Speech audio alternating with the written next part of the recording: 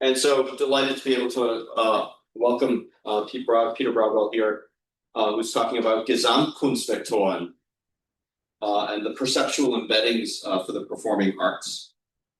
Pete and I have worked together since we were both in kindergarten, and so I'm really delighted to be able to welcome him here. Pete.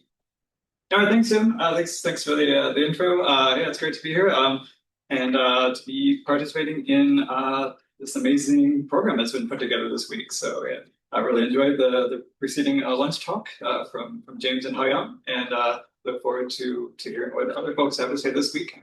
So I'll just jump into my own talk here. Yes, I'm Peter Broadwell, head of AI modeling and inference and research data services at the Stanford University Libraries. And yeah, I'll be talking about perceptual embeddings and the performing arts as the title suggests. So the basic outline is pretty basic here. I'll just talk a bit about what's has been happening very recently with multimodal embeddings that are aligned via semantic layer, and then talk about a couple of experiments. So first, we'll start with the question, which is what Tim and Richard Wagner, the famous and somewhat infamous German opera composer, have in common. We have a quote from Richard Wagner here, mentioning one of his problems with opera as an art form, particularly that he didn't like how the music was used. What was sort of the main event, when his argument was that the drama should be the main event, and the music should serve that as one of the components. So again, we should compare this to recent sentiments expressed by Tim. And by Tim, of course, I did that. And of course, by Tim, I mean Chalamet, who doesn't want to work in opera or ballet these days. And the point is, Richard Wagner didn't want to work in opera either. He was way too cool for that.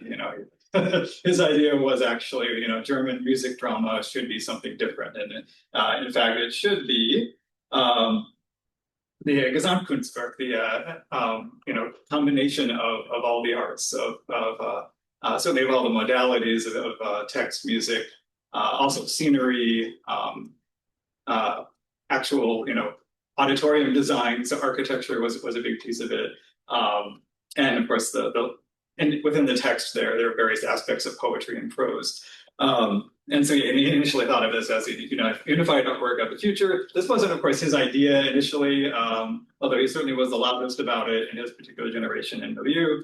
And he borrowed a lot of ideas from other people without credit, of course, because that's how he did things.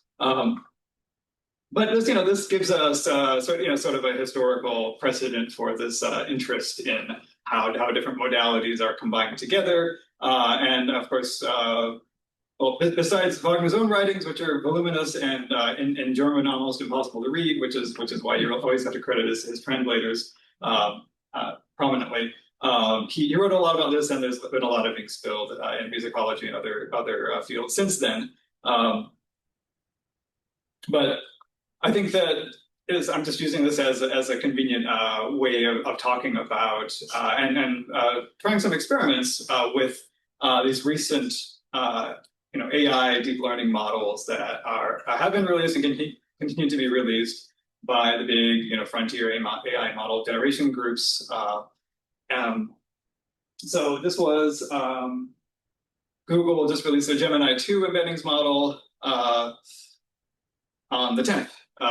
So a few days ago, and the basic idea is, it's a aligned embeddings model where you can jointly query text, image, video, audio, and documents, by which they basically mean PDFs, because PDFs we didn't know this, but PDFs is actually another way of experiencing the world, similar to taste or touch nowadays. Maybe it feels that way, but no, it's actually just another flavor of document text. It helps to sell the service if you can tell people that you're going to help them index their PDF collections, especially at big companies and things like law firms, for example. And here's an earlier precedent, that kind of antecedent that kind of gets used as a punching bag in all the benchmarks, which is Amazon's Nova embeddings model, which is pretty much the same modalities, but it was updated way back in December. And so this is all based, and I'm actually going to talk about another one, the one I actually used a bit later. But this is all based on these this architecture for contrastive learning, which you've probably all heard of initially from OpenAI's CLIP, which merged embeddings for text and images within a shared space, so that you could query images by text, you could query text by an image, and you could actually combine them together. Query an image by text and find me something that looks like this, but it should also have a copy covenant or something. So that was the basic idea of CLIP. Various cool image set explorers have been built around this, not by this Peter and also the other Peter in the room, or one of the other Peters in the room. This is just an example of one that I put together based on a set of publicly available East Asian images, mostly from Japan. And I threw in some other open source tools to do highlighting of the parts of the image that are getting attention from the vision transformer, that have salience to the query term. So we're looking for the word for mountain, and you're seeing which parts of the image are highlighted. You can also run the segment anything model to get a better sense of what cut out the little part of the image that corresponds closely to that. And of course, so that's sort of the standard use for these models is for indexing, for searching across modalities. And that's probably what they should be used for, but of course I wasn't satisfied with that. I'm not just a media librarian, although that is where I work during the day. But I'm also interested in computational humanities. And at one time I thought it would be fun to try to investigate whether this kind of model could find and surface interesting aspects of historical artistic styles and also concepts from art. So this is looking for the term ma. Which is a pretty complicated art philosophical concept that's most strongly associated with art from Japan, including some theatrical genres I'll talk about later. But what you can think of it as a visual representation could be sort of negative space. That idea. There was also a conference about this back in Singapore a little while ago that Miguel also contributed to. So here I am searching for Ma in images. These are some of the images from the artwork collection that come back, highly ranked. We can see which parts of the image seem to be more Ma type than others, which fortunately here tends to be some of the blank spaces, at least the ink wash spaces. You can segment it out. I have to be a little bit careful to know where the vision transformer is actually looking.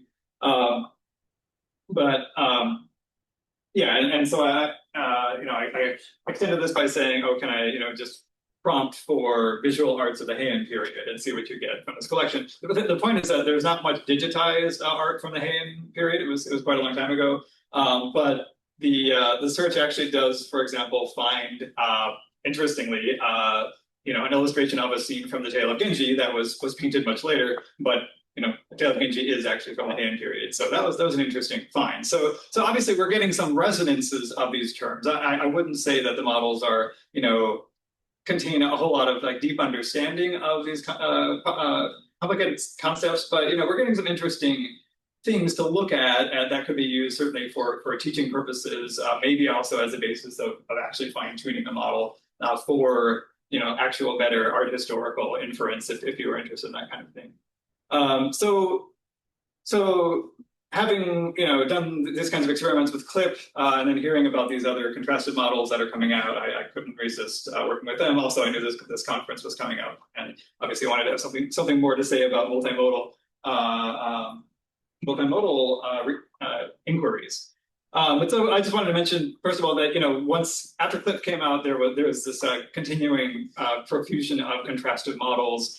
This is one from astronomy that's basically mapping kind of basically visual light, like black and white imagery, to actual spectroscopy of celestial imagery. Mostly so you can kind of avoid taking pictures of some galaxies you're not going to be likely. You can avoid taking spectrographs of galaxies you're maybe not interested in, wouldn't be interested in. Here's another one that actually a friend of mine worked on that is a translation from, this is in molecular biology or biochem, translation from enzymes to chemical reactions. So it's a way of saying like, well, yeah, if I'm interested in a chemical reaction like this one, which enzymes are most likely to be involved or to be useful. And another prominent model of this kind is CLAP, which is a language audio. So it's like clip, but for audio instead. And so this is, of course, Lord of the Rings reference, not actually a Wagner reference, but it's kind of the same story, right? But so from, fortunately, there is an open weights model from Meta that I can actually run on my local machine. Thanks to Meta for actually providing that kind of model. That just was released, back in December as well. That is a large-scale multimodal correspondence model. This is some of the details about how the different pieces, so the audio-video fusion encoder and the text encoder work together. It's a little hard to see here, but what you get are basically aligned, audio and video embeddings. You also can embed your audio in such a way that that you can determine its correspondence to text. You can embed the video, the image component in such a way that it can also be compared to text. So you get these kinds of, it is a graph actually, some kind of graph of correspondences or of linked modalities. And this is just to show that some of the modalities and the benchmarks that, of course, they're exceeding the state of the art on, even if barely. So, it does show that actually music is included in the audio component. So basically the way these models are trained is by, you can scrape the web for a bunch of images with captions or images or music with text describing it. But, these are transformer models, so that's usually not enough. So then you also just nowadays turn your local multimodal model loose on generating artificial training data. So many more descriptions of images of sounds to sort of fill up the data set. And you do get better results according to these benchmarks anyway.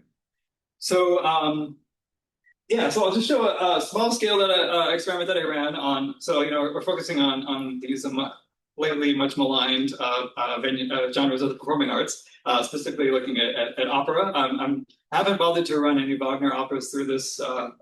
It's because I only want to talk about that guy for so long. But here we have an opera, a more recent opera, with English text. John Adams, Nixon China, with libretto by Alice Goodman from.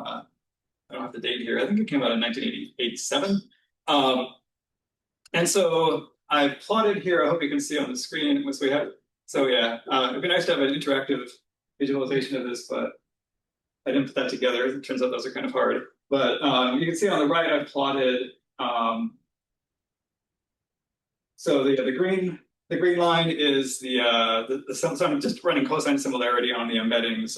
Basically, it takes this is just like a minute-long video excerpt from the opera. It takes you can take as long as the segments can be as long as you want, but right now I'm taking 10-second chunks and sort of displacing them by 5 seconds to get the individual time points for the time series and generating generating embeddings for each of those chunks.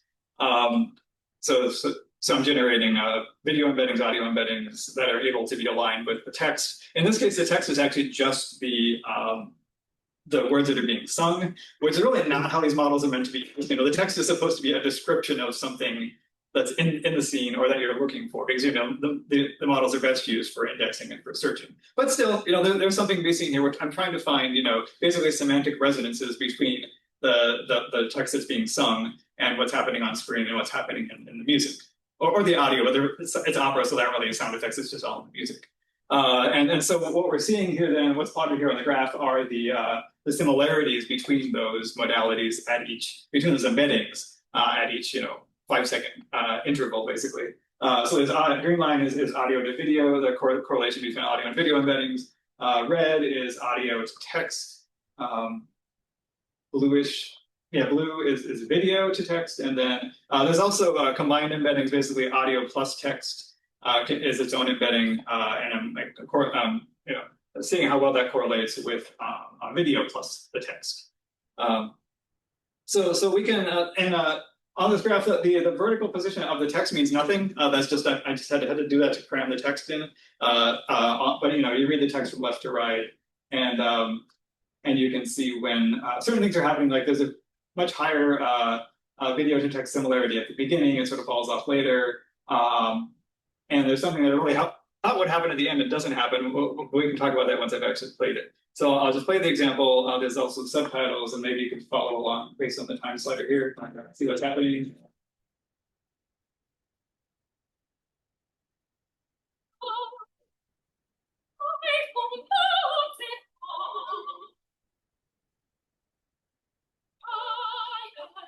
Okay, there's a bouncing ball here.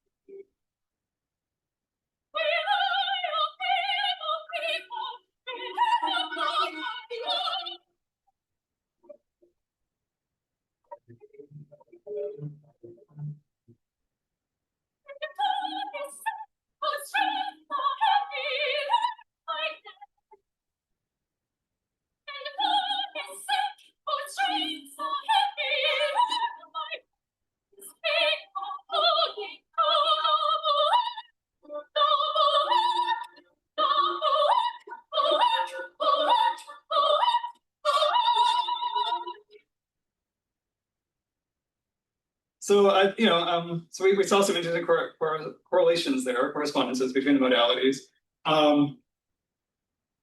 So this is just an initial experiment. I was really expecting though. So this is interesting. So we have a big spike here at the beginning when she says, "I'm the wife of Mao Zedong," and you can tell in the actual video, there's a big portrait of Chairman Mao in the background. There would be ways of inspecting more closely what's happening here, but I'm guessing the vision model is seeing the portrait and knows who that is, and that's resonating with the text. But we get to the end.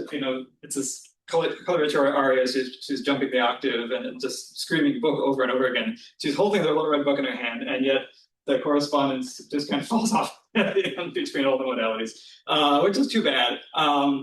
My guess is that the vision model doesn't really know it's a book. It can't quite see it very well.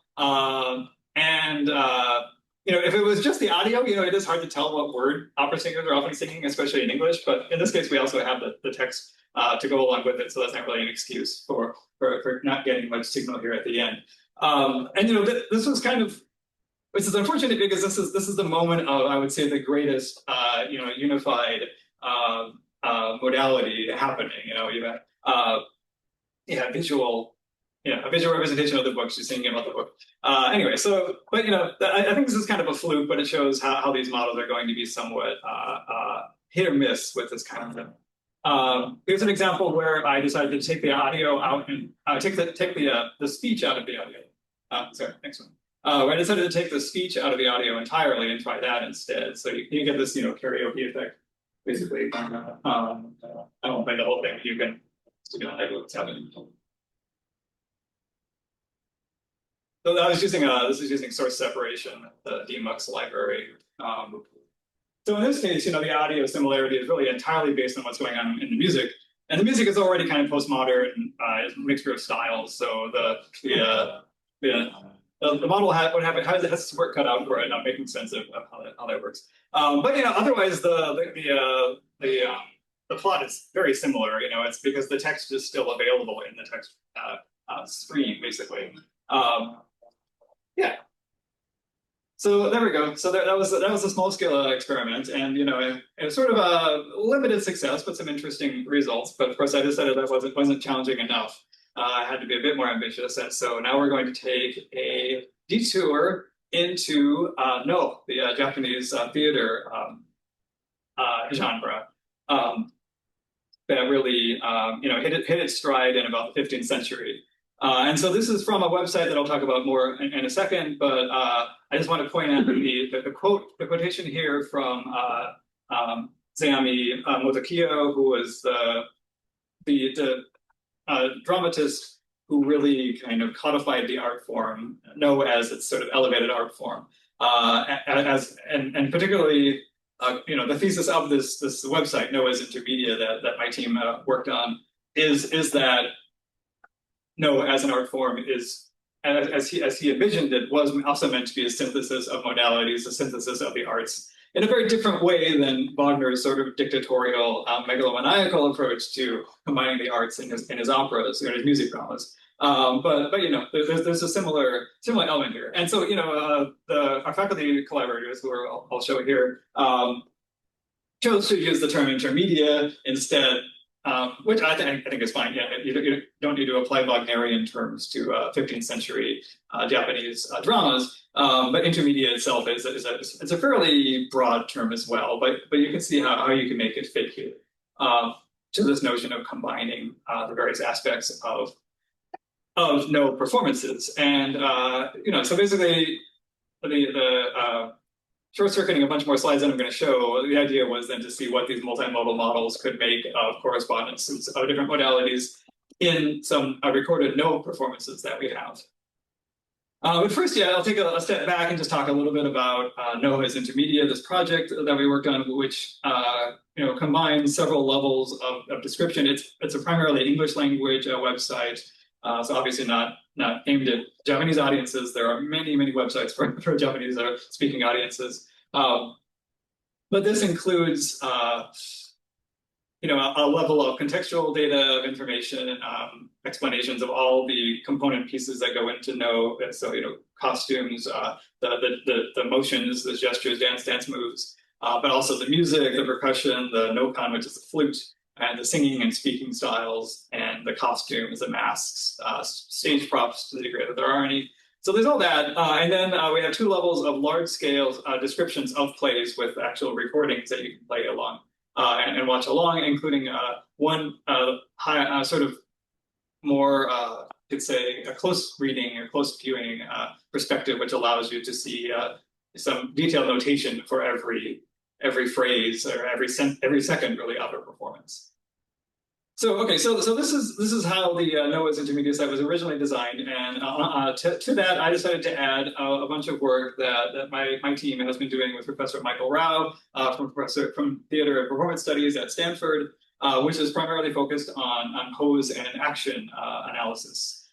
So this is just an animated GIF of the interface that we built to do this kind of work with full-length theater performances, generally Western theater initially, but you can see various things. So we're running pose estimation models, which are all deep learning vision models. I'll talk about those in a minute. Also some action recognition models, inferring 3D space, so counting the number of people in the scene, the number of faces, the number of hands, inferring hands and space and poses and gestures, and then building a basic search index on top of all of those elements per frame across these performances.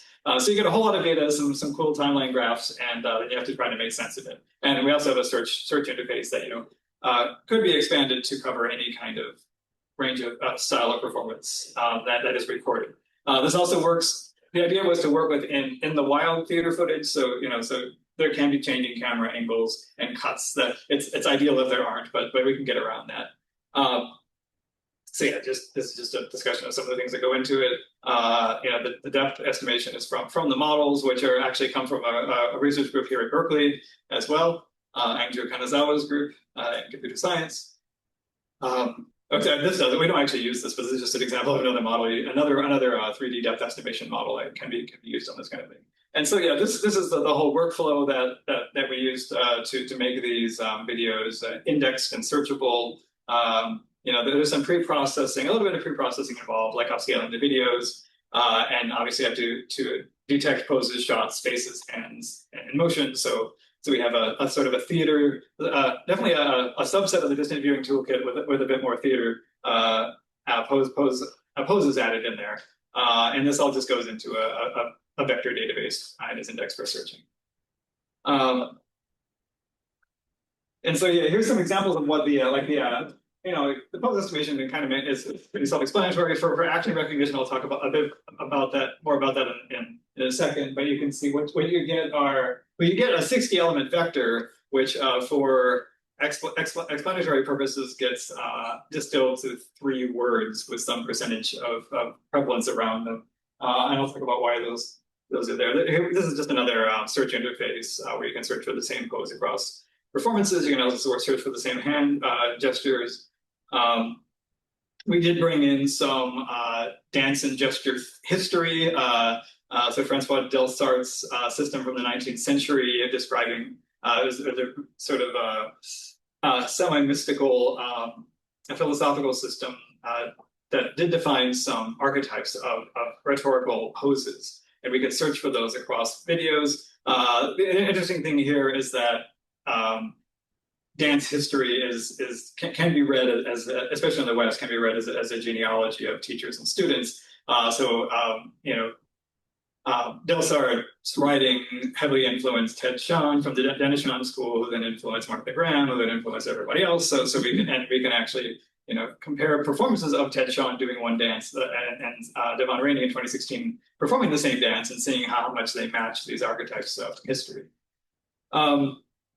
Another piece, there's another embedding in here, which is the probabilistic view invariant pose embeddings. So just searching for like inferred 3D poses, it works, but there's a lot of noise involved even with that. So a lot of times we fall back on these view invariant embeddings, which have benefit from people looking at basically 2D versions of the poses and saying, oh yeah, that pose is probably that pose with a camera over here.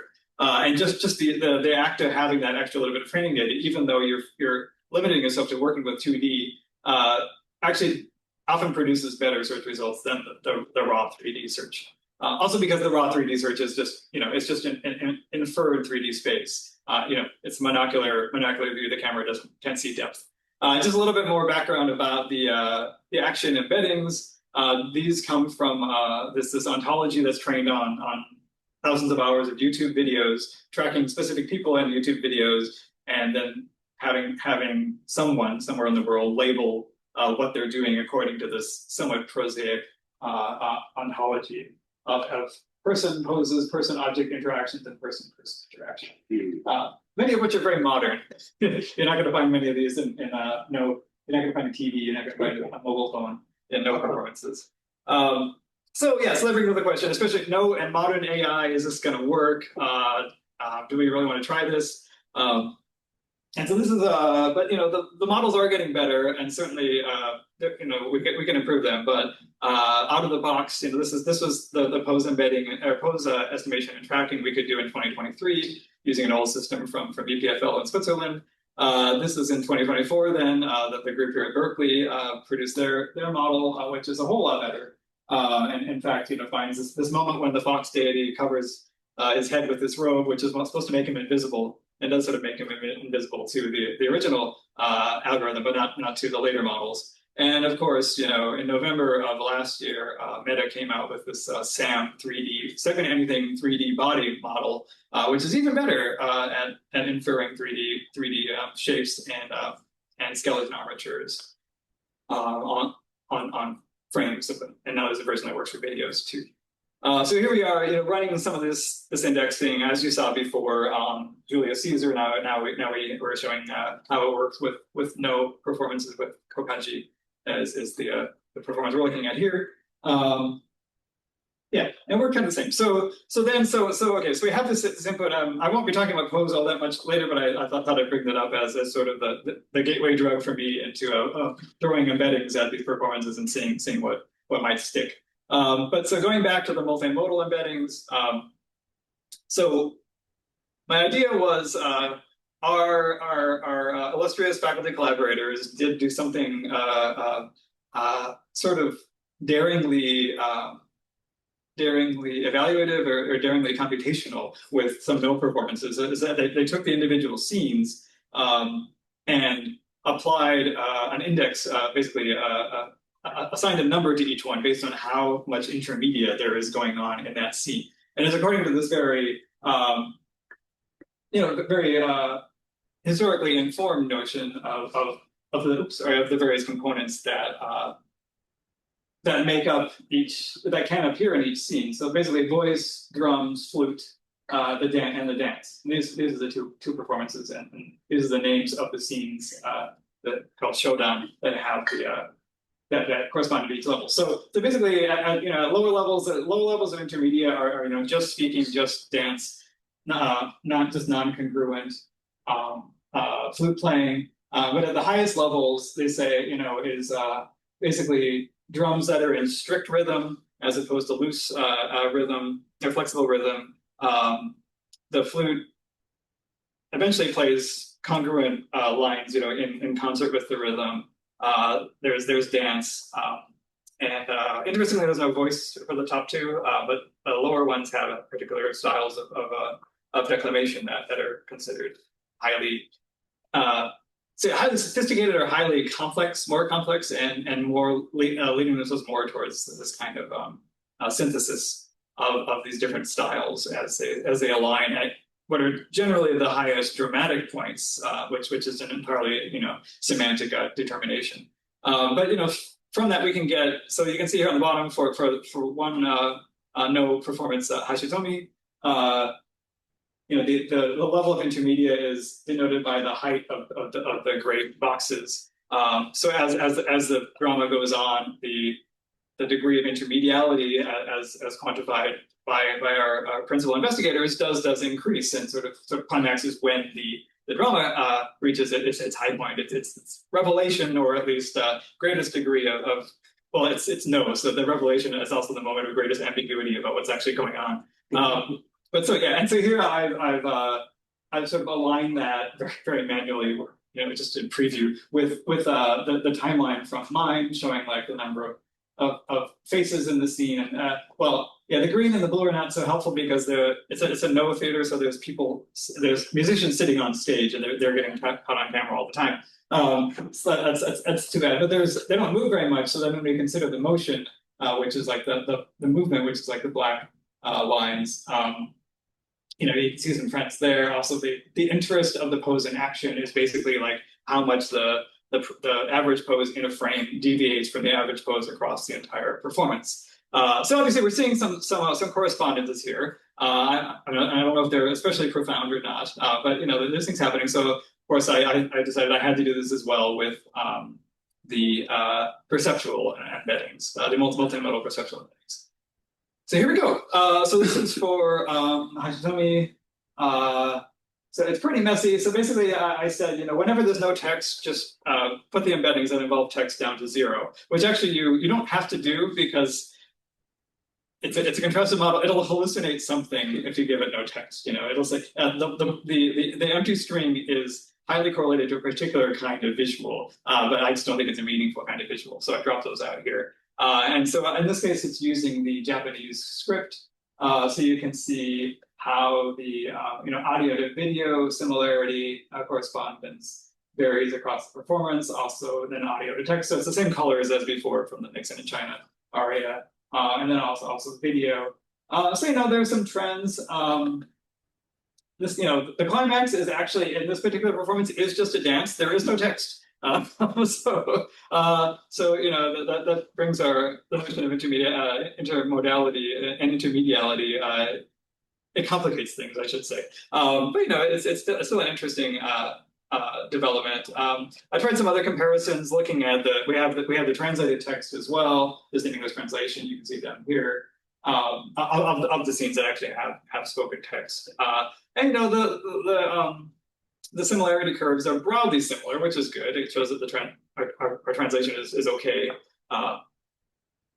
And you can do some smoothing, which shows some interesting things. So this is really showing one interesting thing is that the interlude, or it's called an encoding, is a different style of performance. In other Japanese theater, it's actually the kyogen is actually generally like a comedic interlude. But you don't do that in No. So in this case, the encoding is someone basically sitting on the stage and telling you more of the story to kind of make it make more sense. So it's much less dynamic, but actually the intermodality similarities actually go up when that's happening, probably because it's less confusing than when to the models than when a lot of things are happening on stage, and there's dance and motion and singing. and drums and music. And here are the simpler result, or a similar plot from our other performance, Kokaji, which is a more dynamic, very more action-packed as far as note goes, type of performance. But you can see there's still a similar spike in overall correspondence of various modalities during the narrative interlude, yeah. Yeah, this is actually an excerpt from the eye joke and from the interlude, where this character is just kind of telling you the story on stage, whereas the other scenes are from the climactic dance, and in this case, the climax is the part that's arguably the climax doesn't involve text as well. So you can see some of the curves of the modality correspondences. So those are some initial experiments. I think these models have just come out, but even out of the box, they're quite powerful for indexing media. So you can say, find me scenes where a dog is barking and there is Beethoven playing in the background. The models will do fine with that, or where there's sad music playing in the background. It's all. These are all in the service of making better models for, well, first of all, we're just interacting with LLMs on some device by voice, also by video, by action, theoretically, but also just for searching for across media libraries. And so I'm hoping that that it will prove that some usefulness will appear, will become evident around talking about performing arts, performance recordings, and those genres of the performing arts. So yeah, some closing thoughts are just that these new embeddings are good at multimodal search. Maybe not so good so far for quantifying your Gesamtkunstvektoren, the degree of Gesamtkunstvektoren of a performance, or its intermediality of complex genres. But they offer promising affordance for exploring semantic correlations and features of these latent spaces across modalities. And the perpetual question: if I had enough time and interest, could I fine-tune this to do something better? Maybe not. Okay, I'll skip over the rest of these because I think I'm at time, so it's great. Yeah, thank you.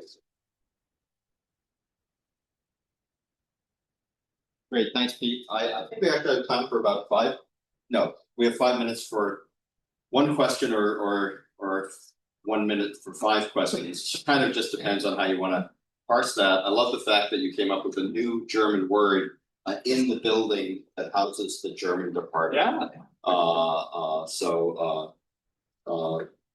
That alone is a win. Are there any questions for Pete? David. So thanks for super simple. So a lot of the metrics that you are co-sensitive with that, right? And we can talk a little bit about why we see that as being so. I think especially in the context of Gesamtkunstvektoren, right? And I don't think the idea is that everything I say is the same thing, or say the same thing, but rather it's a catalyzed picture that we draw across on the panels. So why should they? Oh, that's a great question. Yeah, so the question was, why cosine similarity, and is it really applicable to notions of Gesamtkunstvektoren or intermediality in general? Full disclosure, I used it because it's available, and it was a way of comparing vectors. I don't think it maps all that well to the notion of Gesamtkunstvektoren, unless it maps generally the best to the notion of pedanticity, you could say, or something, where you're showing the same thing that you're singing about, and So I would love to find better comparisons, better techniques for working with these, whether it's just different modes of comparing different methods of comparing vectors, or like I said, ideally like some kind of fine tune where you actually just have training data where people tell you what they think is moments of sort of high frisson in the performance between the modalities.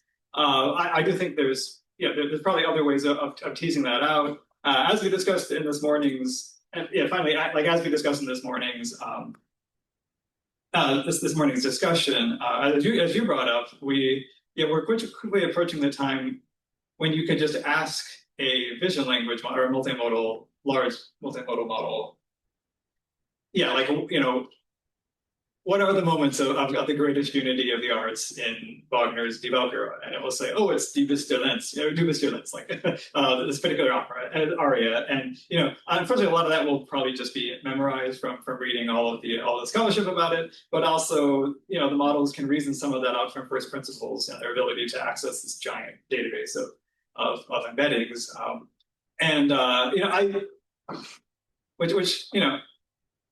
That probably bothers me a little bit, but also I think playing with these contrastive models, I think for me is kind of a nice middle ground, because I can really, they don't give you definitive answers, they just show you correlations and let you explore the space. But I certainly take the point that there probably need to be better ways of comparing vectors if you're going to be asking these kinds of questions. And that's what I learned from this experiment as well. So thanks for the question.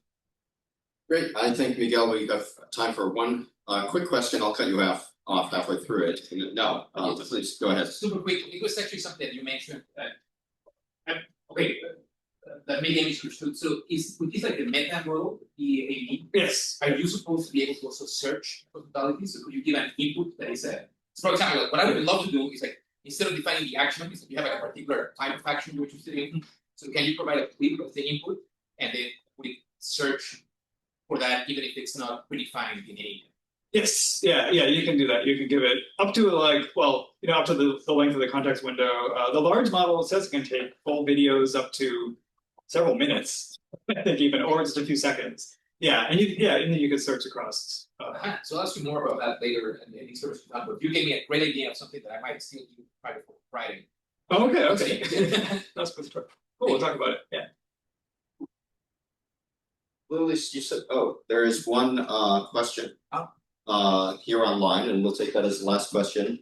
And then you can fight for the last 3 bottles of water while Peter Leonard sets up. And this is from Juan Espinosa asking, what are the main limitations of current multimodal embedding models in representing intermediality, and how can they be addressed? Oh yeah, that's a great question. I mean, I'm just experimenting with them now.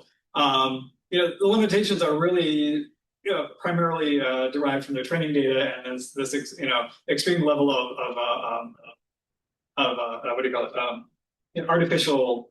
There's another word for it, right? The training data that is just derived automatically. Synthetic training data. Yeah. I totally lost that word for some reason. Yeah, synthetic training data. And which just kind of has a tendency to drive the models into these particular cul-de-sacs of expertise. And so just for improving, ways of exposing those concerns would be applying them to other genres that may not be right in the wheelhouse of a model that's built for doing things like indexing Paramount's stock footage library or something for easier search. And so bringing in types of the performing arts that say Miguel is interested in, but are not like terribly well attested in Paramount's or in the training data would be one way to getting at that. I think I already discussed some of the issues with actually talking about intermediality and using the models for that, which is mostly just that the methods of actually then comparing whatever vectors you get need to be more sophisticated to do lots of things. I think the results are already interesting from a scholarly point of view, but I think that there's a lot more sophistication that could be brought to bear on. Great. Well, thank you very much. And now we're going to swap speakers, and Peter Leonard is going to join us. We need to be out of here by 2:45. Is that correct, Lily? Yes, it'll give you about 10 to 15 minutes to clean up. Great. Super. And so I want to. I'm starting a separate Zoom for the next one. And the second separate Zoom. There's a few minutes of crossovers. And once he gets ready,